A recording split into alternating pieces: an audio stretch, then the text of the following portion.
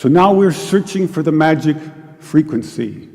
And we start with 100 hertz, and we look through the microscope to see if anything's happening. We watch for 5 minutes. Nothing happens. We try hundreds and hundreds of frequencies, if not thousands, until we find the magic combination. Because we believed there just had to be a better way. There had to be a better way. And we think we may have found it. I have here 2 identical tuning forks, both tuned to the note A, the note an orchestra tunes to. These forks are both made to vibrate 440 times per second. We say their frequency is 440 hertz. If I tap this fork, putting little pulses of energy into it, the second fork will also vibrate in sympathy. And if I silence this fork, we just may hear the other singing its tone. We say that I'm inducing a sympathetic resonant vibration in the second fork. It only works because both forks are tuned to the exact same frequency. Now, many of us have seen this very charming young man on the internet who shatters crystal glasses with his powerful voice. But if you watch him carefully, you'll see that first he taps the glass with his finger and listens. The glass sings its natural resonant pitch. Then he takes a deep breath and sings a loud, long note. He induces a resonant vibration in the crystal glass. The vibration grows larger and larger and larger until the glass is shattered. On the other end of the scale, we have a giant bridge made out of concrete and steel, a suspension bridge, the Tacoma Narrows Bridge. Cars and trucks and buses are going over it every day.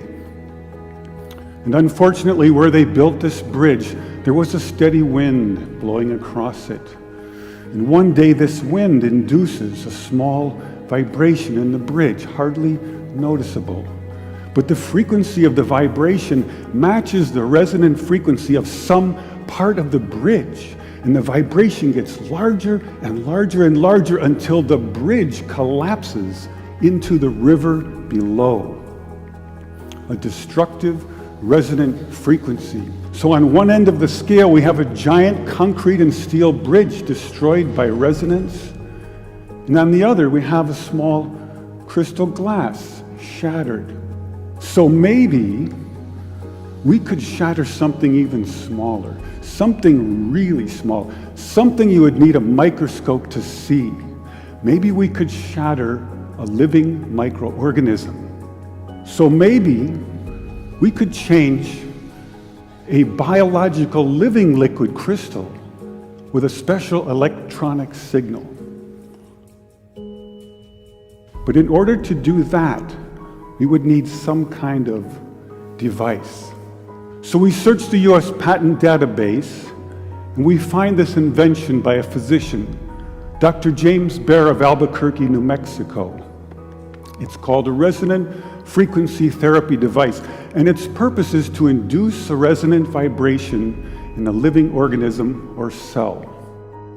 If I put in, say, 100 hertz, out will come 100 pulses per second. If I put in 200 hertz, we'll get 200 pulses. So now we're searching for the magic frequency. And we start with 100 hertz, and we look through the microscope to see if anything's happening. We watch for 5 minutes. Nothing happens. So we try 101 hertz. We look through the scope for 5 minutes, and nothing happens.